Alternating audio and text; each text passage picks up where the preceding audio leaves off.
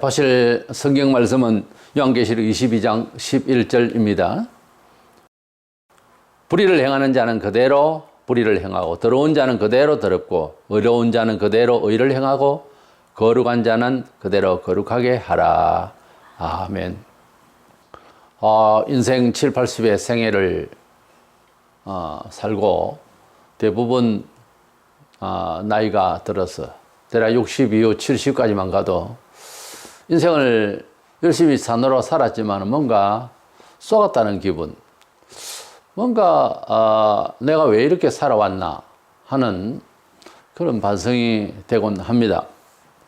그렇지만 성경적으로 보면은 실제로 마귀가 이 세상을 지배하고 있다라고 되어 있고 마귀는 거짓말쟁이의 아비입니다. 이래서 이 마귀의 지배 아래 있다 보면은 쏘고 산다는 거죠. 마치 북한에서 폐쇄된 나라에 살면서 자유의 개념을 잃고 자라고 그런 식으로 계속해서 압제를 당하다가 외국 문물을 받아들이면서 사상적으로 그래서 자기를 돌아보는 기회가 오면 이제 탈북을 하게 되는 현상이 일어나죠. 그와 같이 우리가 예수를 믿지 않는 상태의 모든 사람은 아무리 학습을 하고 좋은 환경을 가지고 좋은 경험들을 했다 하더라도 결국 뭔가 쏟고 사는 것 같다는 생각이 들게 되어 있습니다. 우리가 복음을 전달하는 것은 그들이 마치 자수하고 광명을 찾고 탈북을 하듯이 세상에서 엑소더스를 하는 거죠. 탈출을 하는 거예요.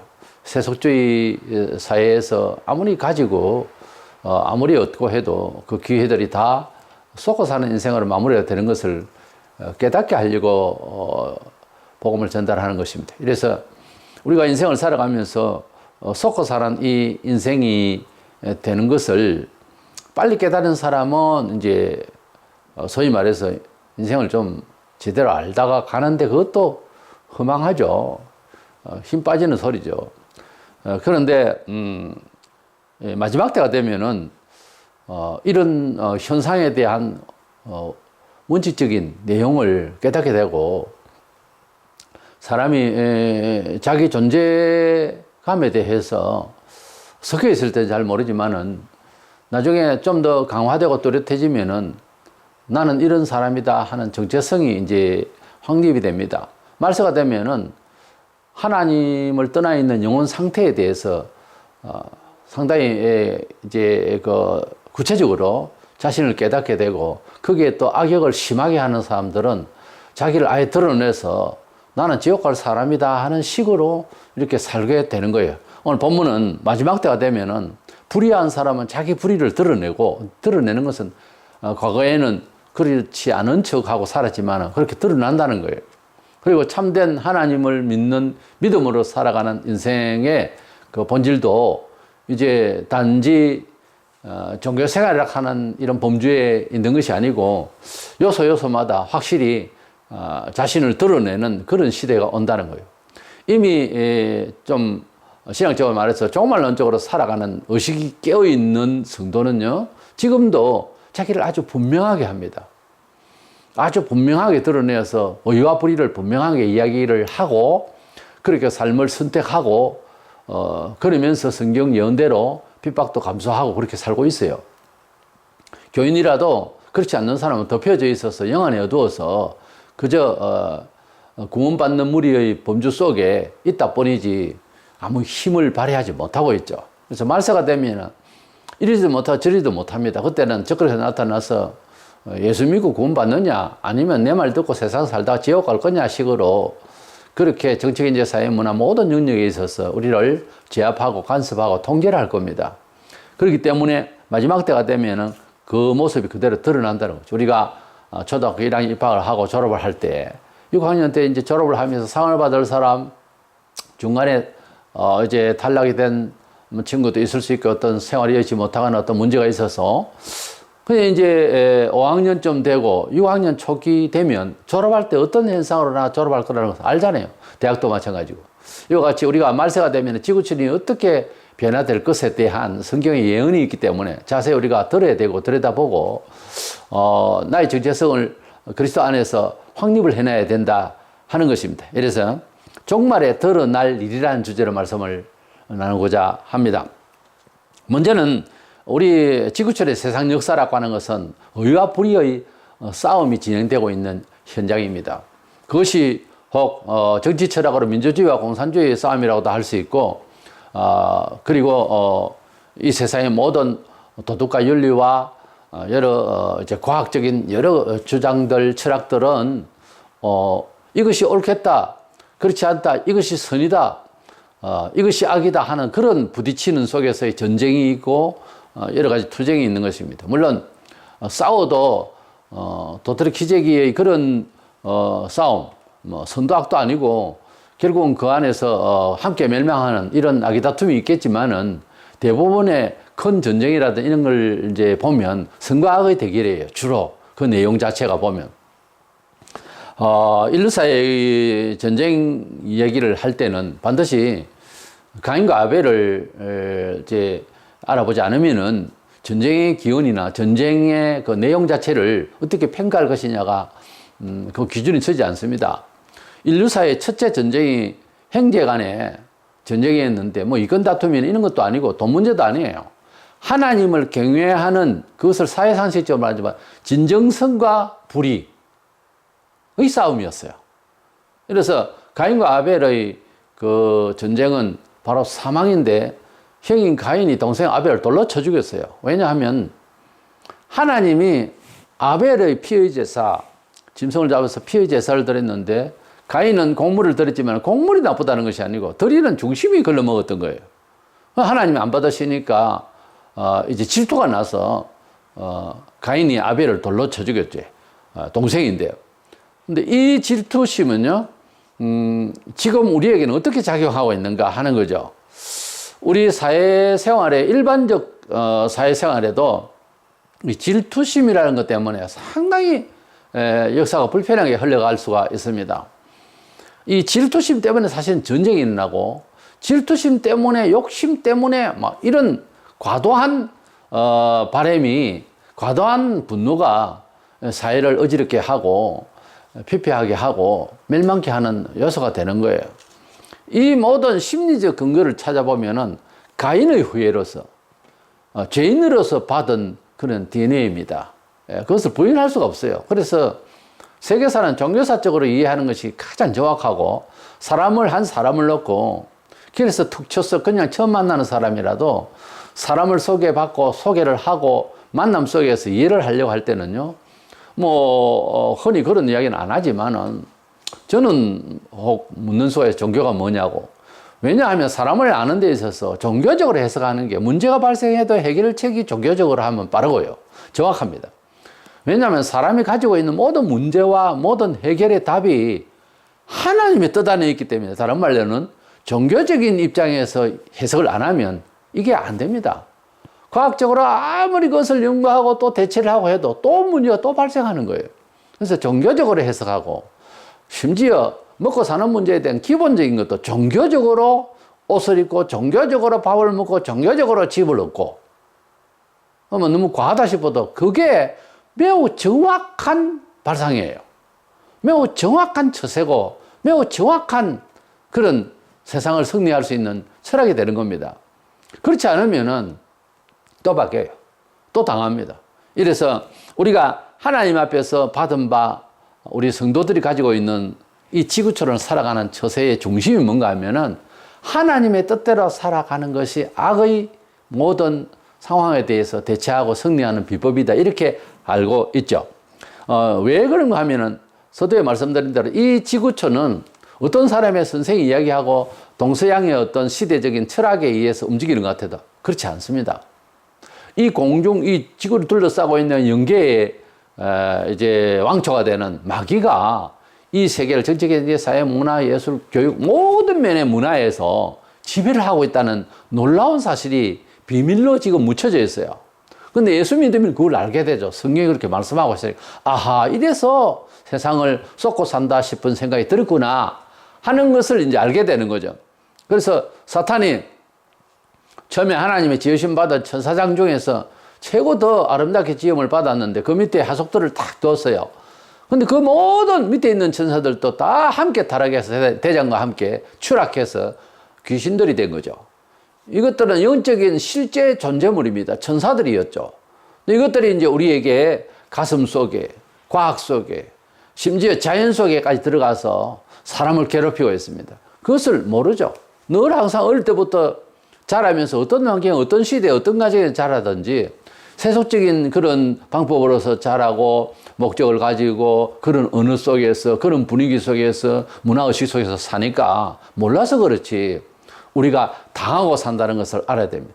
예수 믿어도 이것이 눈이 안 열리면은 교회에 와서 예수님을 구주라고 믿긴 해요.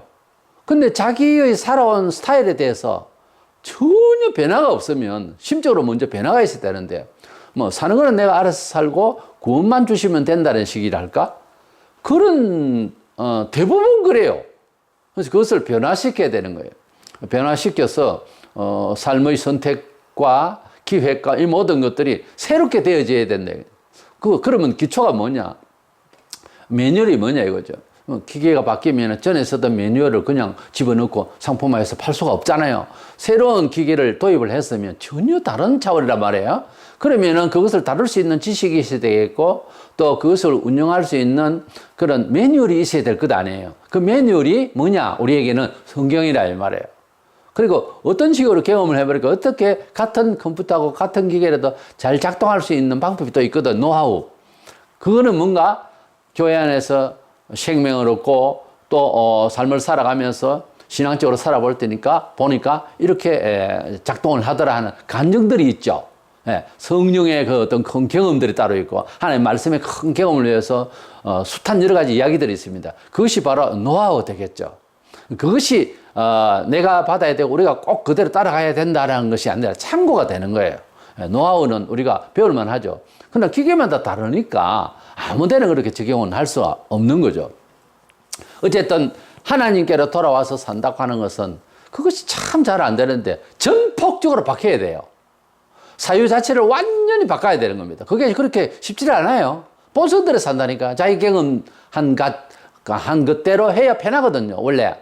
그래서 뭐 영원히 편하다 그 말이 아니고 쉽단 말이에요. 체질이 그래 돼 있어요. 그러나 그걸 바꾸어 나가야 된다고요. 예수 믿고 오래돼서 나이만 들었지 그게 안 바뀐다고.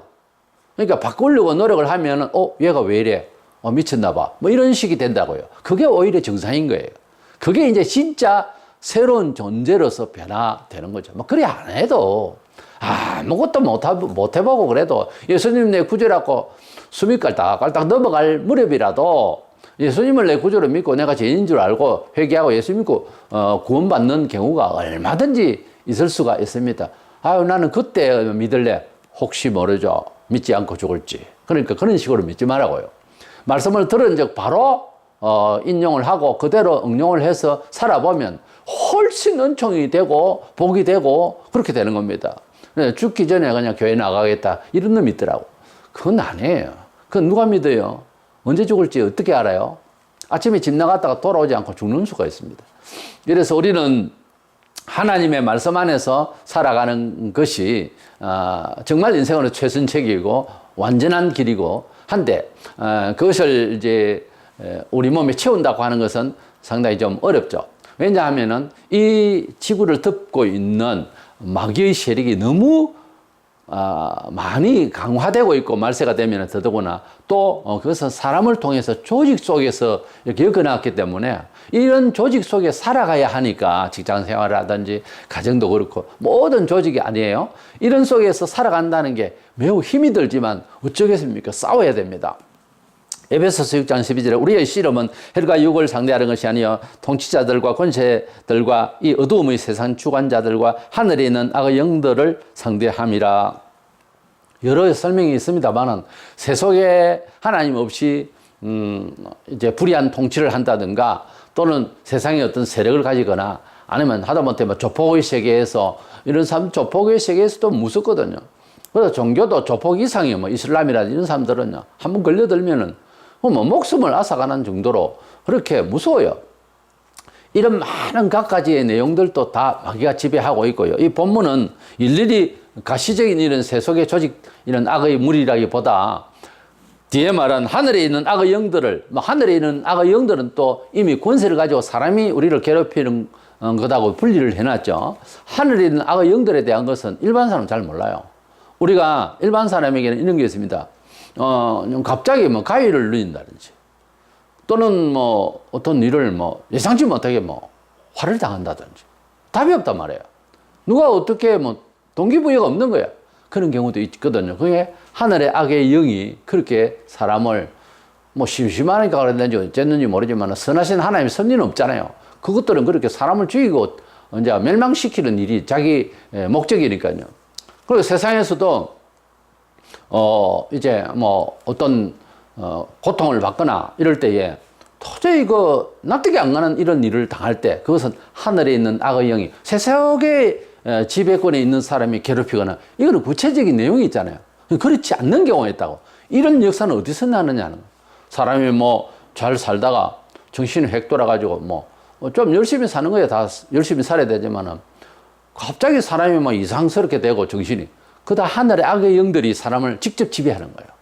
그러니까 세속적인 이런 속된 어떤 정치와 힘, 어둠의 세력들이 우리를 괴롭히는 것도 있고요.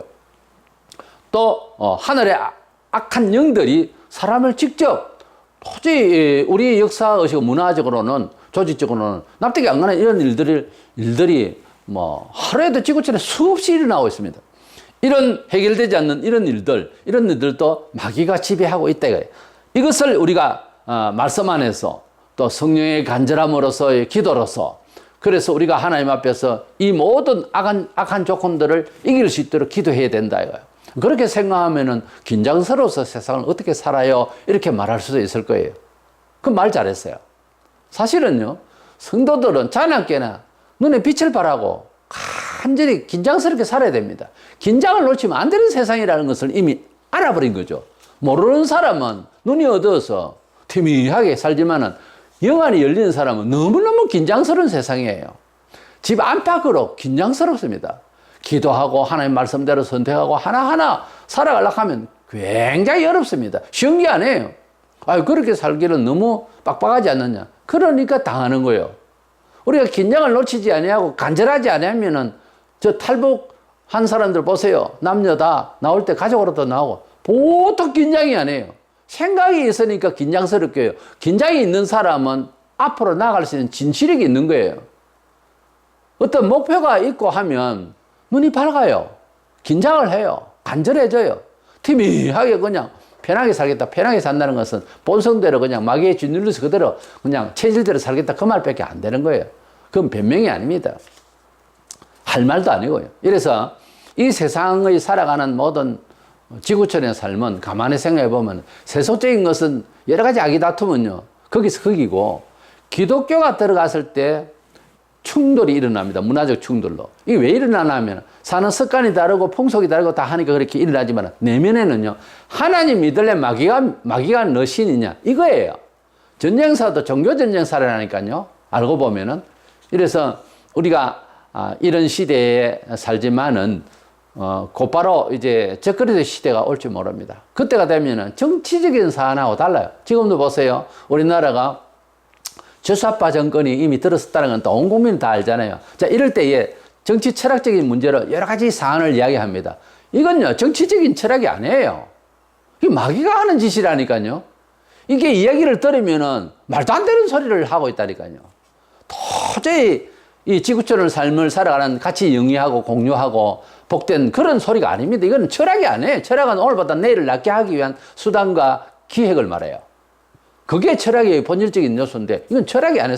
정치 철학이 아니라니까. 사람의 영혼을 완전히 제압하고 사람 육신까지도 못 살게 구는 것이 공산주의 철학입니다. 그러니까 그것은 말이 공산주의 철학이지 그거는 악령의 역사입니다. 때문에 이런 시대에도 우리가 교회는 기도하고 무엇보다 기도를 더 많이 하고 하나님 앞에 어려움을 확실히 드러낼 수 있는 믿음의 실천이 더 중요해요. 그러면서 우리 하나님의 역사를 기대하는 것이 낫지. 우리가 악의 영을 제대로 그냥 무기로서 혈기로서 안 됩니다. 안 돼요. 이스라엘 백성들이 뭐 무기가 있나 뭐가 있나 정말 어려웠잖아요. 바로 군대를 그냥 어떻게 이길 수 있어요? 예?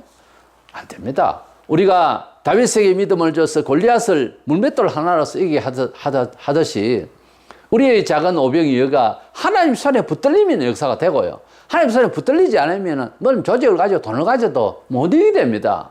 못 이기게 됩니다. 주사파 이 정권은 한마디로 말해서 인간적인 입장에서 타협이 될 수 있는 철학과 인격과 그런 분위기가 아니에요. 그런 정치적 논리가 아니라니까. 때문에 우리는 믿음으로 기도하고 나라를 바로 세우기 위해서 우리 교회가 먼저 회개하는 그런 운동이 필요한 것입니다. 그래서 종말에 드러날 일이라는 이 주제에서 제일 첫째 알아야 될 것은 세상사의 모든 일들이 악의 영이 마귀가 지배하고 있다고 하는 사실 자체를 인지를 먼저 해야 되고, 그러다 보니까 어떤 논리적이고 무슨 철학적이고 교양적이고 인문적으로 해석해서 성도들이 이겨나갈 그런 세상이 아니었더라는 거죠. 우리의 신념은 헬과 육이 아니고 하늘에 있는 악의 영이 지배하고 있는 이것을 이제 대적을 해야 되니까 기도해야 되고 하나님의 말씀대로 따라갈 수밖에 없죠. 이래서 이 세상이 돌아가고 있는 역사의 내면은 의와 불의의 전쟁 중에 있다. 하나님의 뜻과 세속적인 악한 영에, 마귀의 영에 지금 투쟁을 하고 있다 하는 겁니다. 그래서 인류 역사 그냥 예수 오고 난 뒤에 2000년 역사만 봐도 가만히 보면 세속 역사와 예수 그리스도를 통하여서 영생의 백성들이 이 세상에서 살아온 역사를 보면은 뭐 다른 말로는 표현을 하자면은 이건 세상의 악한 역사와 참 역사, 거짓 역사와 참 역사가 이제 같이 이렇게 맞물려서 살아오고 있더라고요. 그래서 우리가 예수 믿기 전에 저는 21세에 예수를 믿었는데 21세 이전에는 그러니까 BC는 참 역사가 아니다. 거짓 역사였다. 근데 AD 예수 믿고 난 뒤에 21세 이후에는 예수님이 이끄시고 예수님이 원하시는 대로 가느라고 이까지 찾아온 이까지의 역사는 참 역사 안에 있다 이거죠. 하나님의 참된 역사. 참된 역사는 후회함이 없고 은총의 열매가 맺을 수밖에 없죠. 예, 이래서 자기를 표현할 때 분명하게 그렇게 선을 꺼서 얘기할 수 있어야 됩니다. 나는 그냥 내버려 뒀으면 벌써 죽었어요. 여러 내용으로 봐서 저는 오래 못 삽니다. 불치병 환자였고 성격상 모든 면에서 사회 적응 능력도 부족하고 안 됩니다. 하나님께서 여기까지 살려주신 것도 은혜고 감사할 뿐이에요. 그래서 남은 세월도 오직 주님의 말씀을 사람들에게 처세가 되도록 영혼의 급박한 정말 너무나 놀라운 그런 소식이 되도록, 그래서 빨리 예수 믿어서 구원받도록 하는 이 복음 전파밖에 없습니다. 나의 할 일은. 우리가 삶을 살았는데 당신은 뭐 때문에 사느냐 대뜸 그렇게 물으면 대부분의 사람들이요 피곤합니다. 그런 말 자체가 그냥 살아야 되기 때문에 살았는데 이게 말이 안 되는 거예요. 삶의 목적과 존재감에 대해서 뚜렷하게 말할 수 있어요. 예수 믿는 사람 그 말을 할 수 있어야 되는 거예요. 이래서 세상살이는 의와 불의의 전쟁 중에 있다. 두 번째로는 말세가 되면은 우리가 아닌 듯 하면서 세속적인 거 아니다, 타락을 붙이는 거 아니다, 헛된 이야기가 아니다, 이거는 낭만적으로 퇴폐하려고 하는 것이 아니다, 이렇게 거짓말로 아니다 하고 살지만은 나중 되면은 세상의 모든 불의가 드러나게 되어 있어요. 무슨 말인가 하면은 내가 이제 퇴폐 문화를 즐기고 있다. 그런데 낭만이다. 그렇게 말했단 말입니다. 근데 말세가 딱 되면은 난 사실은 악당이야. 이렇게 말할 정도로 드러나게 된다는 거죠. 드러나기 전까지 썩는다고요, 사람들이. 계속 썩는다고요. 예를 들어서 좋은 영화도 있지만 영화가 대부분 거짓되고 연속곡도 마찬가지고 이것이 허망되고 시간 빼앗고 돈 빼앗고 타락하게 되는 것을 부추기는 그런 내용으로 가득합니다, 사실은. 그런데 그것을 입체적으로 무서운 모습으로 나를 쳐다보고 있는 내용으로 확인을 딱 하고 나면요, 그 취급 안 해요. 취급 안 한다니까. 이건 허당이고 내 영혼 파괴하는 거다 생각하면 안 돼요. 그러니까 영화를 만들고 예를 들어서 한 가지만 이야기해도 술도 그렇잖아요. 술은 향기가 좋고 기분 좋고 좋은 술 나쁜 소리 어디 있어요? 결국은 취하고 사람 그냥 알코올 중독자로 가기까지 만든 것인데 이 술이라는 게 좋은 뜻에서는 잔치집에서 술을 한 잔 권하거나 와인을 한 잔 마시고 축배를 하거나 이거하고 좀 다른 문제죠. 내 이야기는 이렇게 술 문화 속에서 좋다 하지만 그게 좋은 거예요. 알고 보면요, 속으로 이게 별로 안 좋은 거다. 끊을 수 있으면 끊겠다. 이런 사람이 더 많아요. 보세요. 사람이 드러나게 되면, 알코올 중독자로 완전히 나중에 이제 드러나 버렸잖아요. 그런 사람에게 술이 좋아요? 이렇게 물으면 좋다 하겠어요? 원수지 자기에게. 정신이 있을 때 그렇게 말하다가 도저히 몸이 떨리고 명예훼손이 나면 또 술 마시게 되는 거예요. 무서운 거예요. 그러나 하나님을 영접하고 병원에서 아무래도 안 되는 것을 하나님 영접하고 하나님의 뜻이 딱 임하면요, 당장에 끊겨버려요. 놀랍습니다. 우리 몸을 지으신 하나님은 술이 아니라 뭐가 독이 들어와도 하나님이 개입 딱 하면 딱 고쳐버려요. 그러니까 우리는 이 세상에서 살아가는 이 모든 과정에 있어서 하나님 없이 살아가는 우리의 모든 삶이 알고 보면 자기 자신을 자기가 속이고 있는 거예요. 마귀가 그렇게 지도를 하니까 거기에 순응해서 속이고 있는 거예요. 실컷 살고 이거 내 뜻대로 안 살았다는 거지. 실컷 자기 뜻대로 살았다고 하면서 그래요. 사실 그렇다니까. 이래서 우리가 이 세상 살아가는 동안에 앞으로 경험이 될 건데 이 종말이 되면 더더구나 불의한 정체성을 막 드러내면서 불의를 부추기고 이럴 때가 옵니다. 무섭죠? 빠져나가도 못하고 그 불의 속에서 참여해야 되는 거예요. 이게 얼마나 무섭습니까? 이것이 바로 마귀의 작전인데 지금은 마귀가 거짓말로 그렇지 않다. 우리는 행복하다. 우리는 하나님 없이도 살 수 있다. 이런 식의 문화를 계속해서 부추기고 하죠. 그러나 나중에 되면 내 뜻대로 하면 너 주고 이런 식으로 이제 적그리스도 나타날 때가 되면 그렇게 돌변해서 확 드러내게 되는 것입니다. 본문에 더러운 자는 그대로 더럽고 어려운 자는 그대로 의를 행하고라는 말이 있습니다.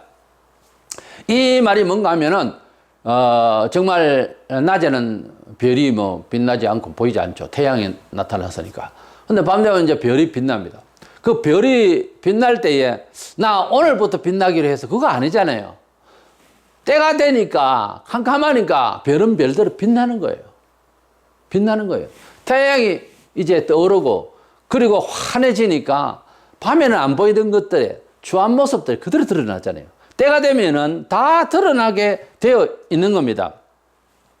자기 영혼의 상태를 도덕성을 스스럼 없이 말세가 되면 그냥 양껏 드러냅니다. 이건 잘못됐는데 이러다가 계속 잘못된 것이 계속 경험되면은요, 그것이 좋은 사람으로 진화되어 버려요. 그러니까 위드 코로나다 위드 더러움을 이제 즐기는 거죠. 할 수 없는 거지. 그렇게 이제 해나가다가 나중에는 그것을 자랑하고 부추기는 사람까지 되어버려요. 좀 무서운 겁니다.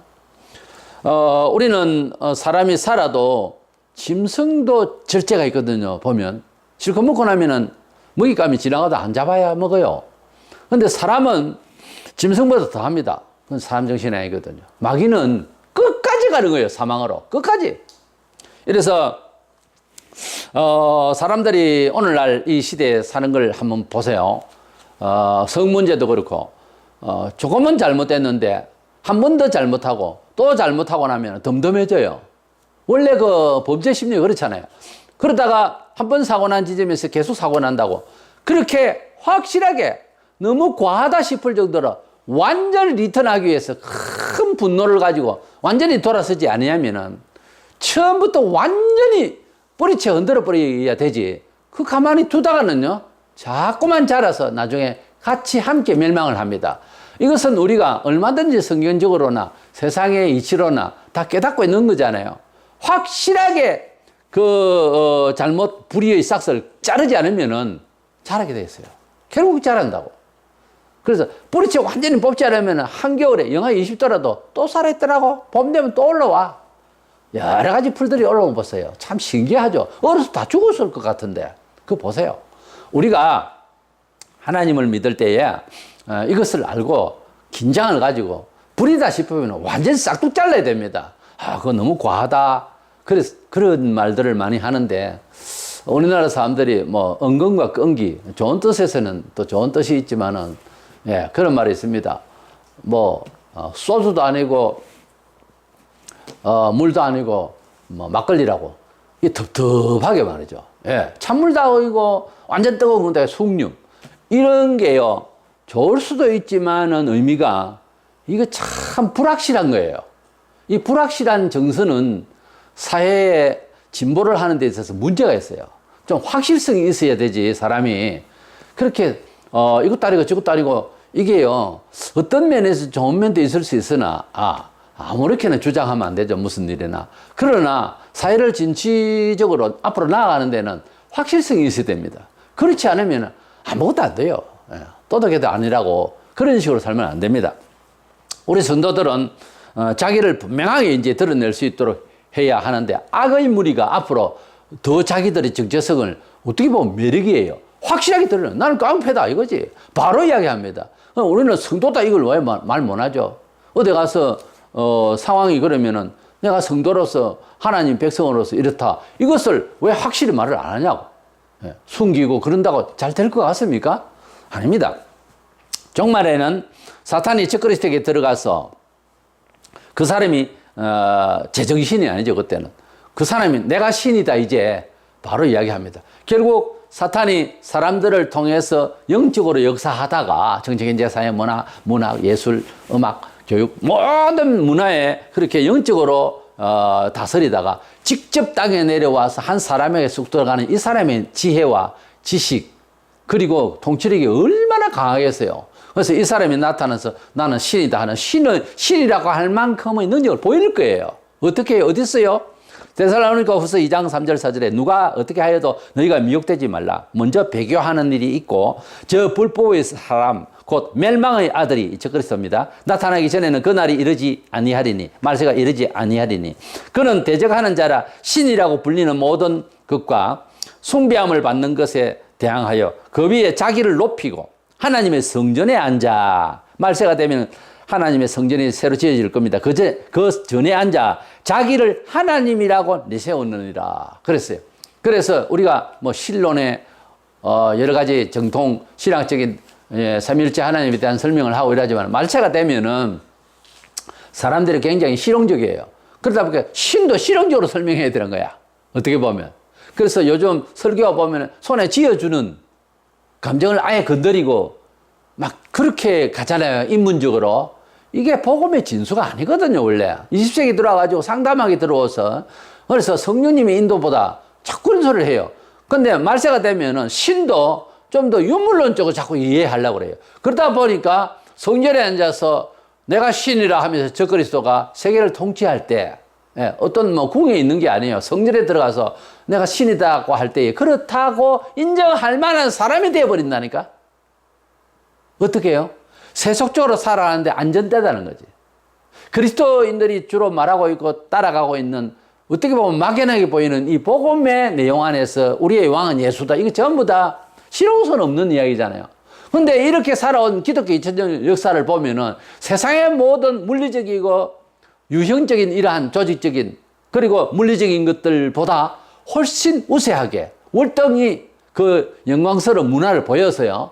그런데도 불구하고 말세가 되면 그거 다 잊어버리고 하나님이 우리 한국에 들어와서 복음을 통하여 축복하시면 다 잊어버리고 이렇게 물리적으로 유물론사간 이런 공산주의를 지금 선택하고 이런 말도 안 되는 비극이 왔듯이 말세가 되면 세계사적으로 그렇게 된다고. 미국 보세요. 바뀝니다. 세상은 물리적으로 바뀌고 신을 유물론적으로 생각한다고. 그러니까 적어도 사람이 신이 되어야 된다. 이런 식으로 가게 돼 있어요. 그러니까 말세가 되면 이 사람이 성에 앉아서 자기가 신이다 하고 자기 세력을 보일 때에 뭐 기독교에서 내가 능력이 있네 어쩌나 게임이 안 됩니다. 하늘에서 불이 떨어지는 이런 선지자를 옆에 둘 것이고 무서운 겁니다. 경제 이 모든 것들 다 통치하게 돼 있어요. 자, 이렇게 말세가 되면 확실히 드러난다. 뭐가 마귀가 이 세계를 지배하였구나 하는 것을 그때서 안다. 이거 너무 늦잖아요. 너무 늦어. 돌이키기가 힘들다니까. 이다리가 완전히 빠진 사람 돌아온다는 진짜 기적이에요. 힘들어요. 주사바에 빠진 사람이 전향했다. 아주 힘든 이야기입니다.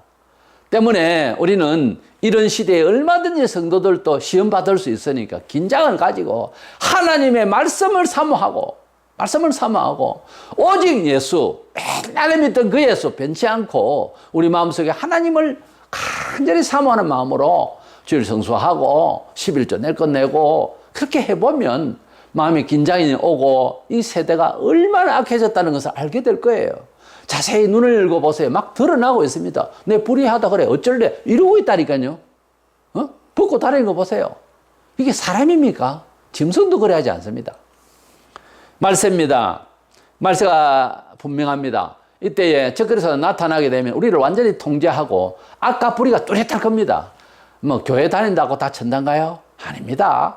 그때 되면은 그게 좋겠다 싶어서 적그리스도의 그런 문화적으로 정치적으로 아예 갈 사람은 가고요. 난 아니야. 난 천국 백성이야. 할 사람은 뚜렷하게 자기를 드러내다가 목배임을 당할 수도 있고 하나님 지켜줄 수도 있고 그건 나중 일이고요. 그렇게 뚜렷해진다는 거죠. 말세가 되면은. 지금도 우리나라가 환란이 오니까 정치적 환란이죠. 이렇게 되다 보니까 목사들이 갑자기 막 완전히 이제 분리가 되는 거예요. 뭐 세속적이냐 하나님주의냐 이게 지금 슬슬 드러나고 있잖아요. 좀 더 있으면 더 뚜렷해질 겁니다. 제가 볼 때는 우리나라가 명확하게 한번 두드려 맞을 거예요.